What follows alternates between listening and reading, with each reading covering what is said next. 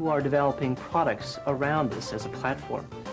And those products are meant to address an entirely new space in computing.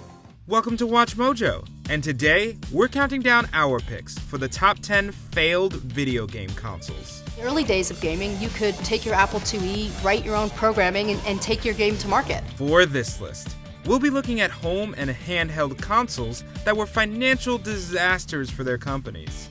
We're not saying these consoles are bad, though in some cases they are, just that they failed to sell enough units. Did you own any of these consoles? Which do you wish had succeeded? Let us know in the comments below. Number 10, Wii U. Hernandez is on the mound, and here comes the 3-1 pitch. Swing and a miss. 98-mile-per-hour fastball. Things were looking great for Nintendo coming off the Wii, but things started looking bad as soon as the Wii U was revealed. Its vague announcement trailer, which only focused on the gamepad, had most consumers confused as to whether it was a new console or simply an add-on for the Wii. It's time for a whole new Nintendo experience. Wii owners and newcomers alike, it's time to play Wii U. With initial sales poor, the Wii U began losing third-party support. First-party titles, as stellar as they were few and far between, so there really wasn't a whole lot to pull players in. The console only sold 13.56 million units, a fraction of what the Wii sold. But at least the unique gamepad design was repurposed for the much more popular Switch. Wii U is all about unique experiences you can't have anywhere else. Number 9, Sega Saturn.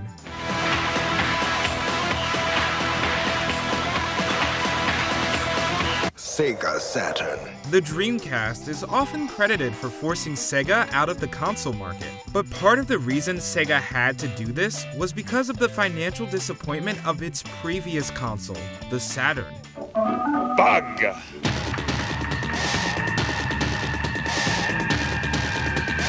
Sega decided to surprise launch the Saturn in the US 4 months early, catching players and retailers off guard. The stunt would cost Sega dearly, as soon after, Sony revealed the upcoming PlayStation's price to be $100 cheaper. $299. Complex hardware design led to limited third-party support, and the Saturn simply couldn't compete with the N64 and Sony's debut console. Of its 6-year lifespan, it was only available in the US for 3, before being discontinued and collectively sold 9.26 million units. Wow! Number 8, Nokia n-gage.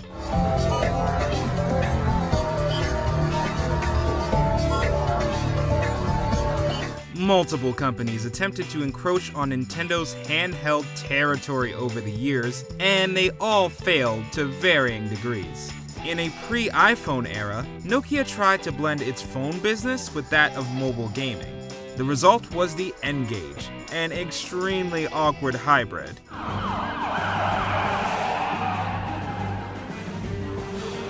Criticisms ranged from its buttons, which weren't really meant for gaming, to its design. You had to remove its cover and battery in order to change your game cart. Needless to say, the n-gage did not distract us from the Game Boy Advance.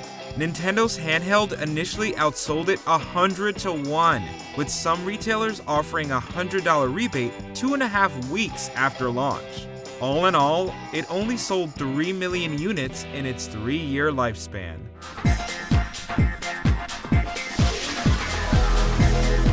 Number 7, 3DO Interactive Multiplayer.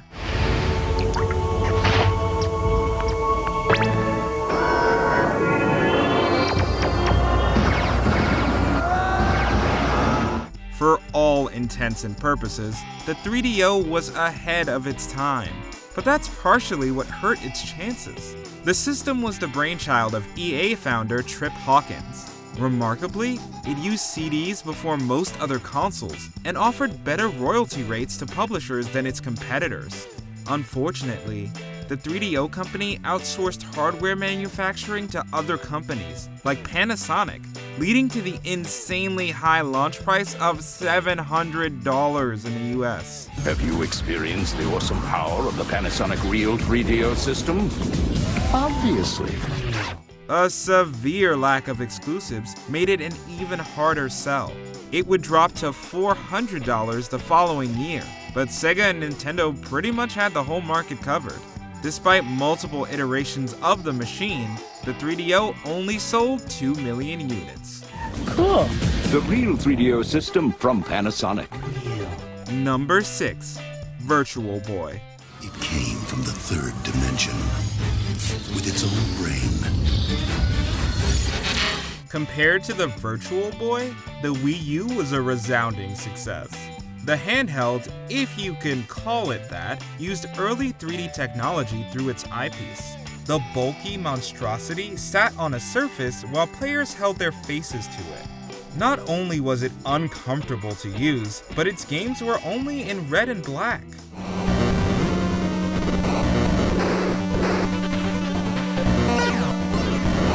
The monochrome color design paired with the stereoscopic 3D graphics could cause eye strain after short periods. Nintendo actually rushed it out the door so it could use more resources for the upcoming N64. Unsurprisingly, it bombed. It only lasted a year, released a scarce 22 games, and sold 770,000 units. Virtual Boy, see it now in 3D. Number 5.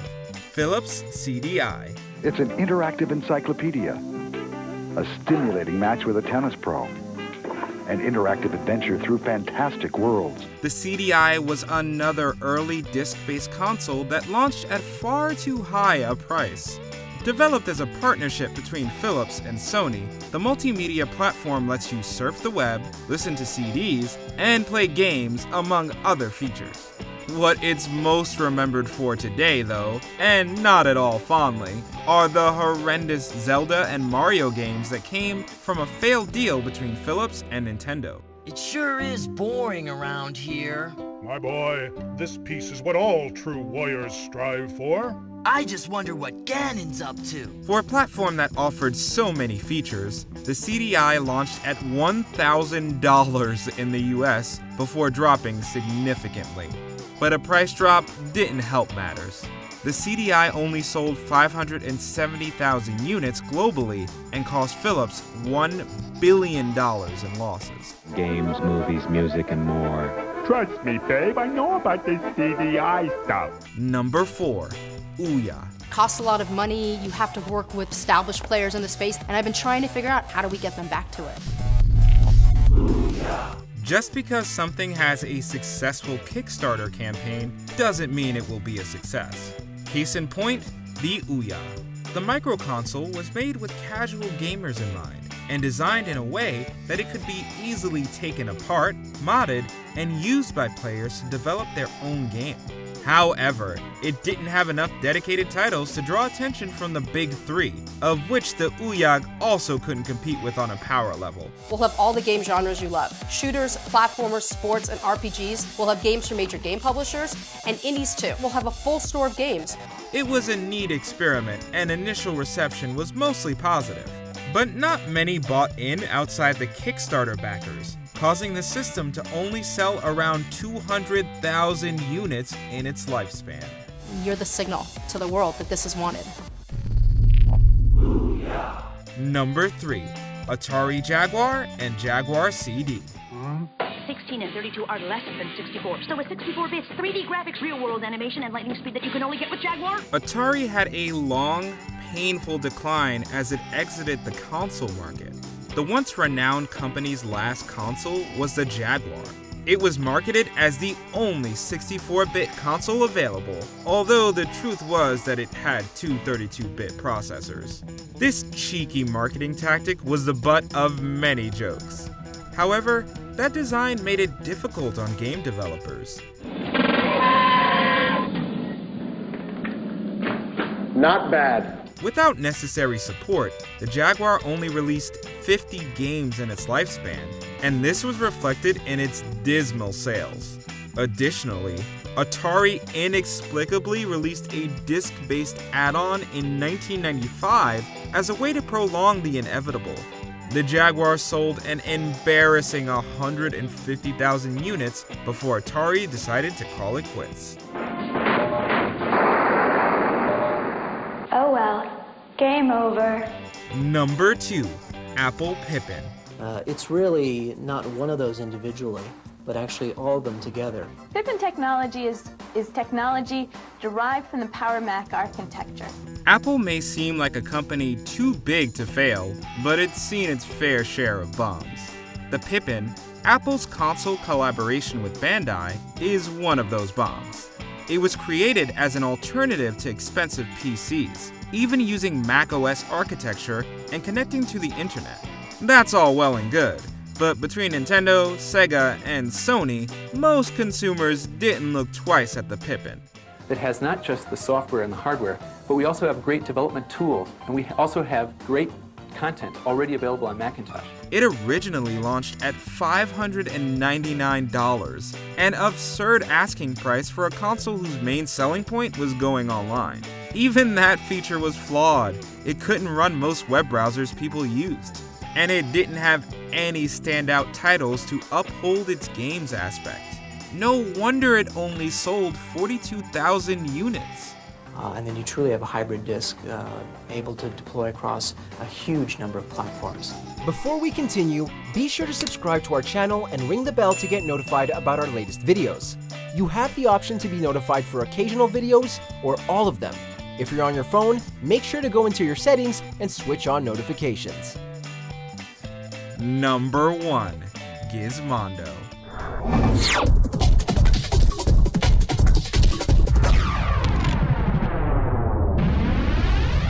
Although this handheld didn't cost as much to produce as many failed home consoles, its minuscule sales numbers and the implosion of its manufacturer can't be ignored. Tiger Telematics released a Gizmondo in 2005, yet announced a widescreen version mere weeks before its US launch.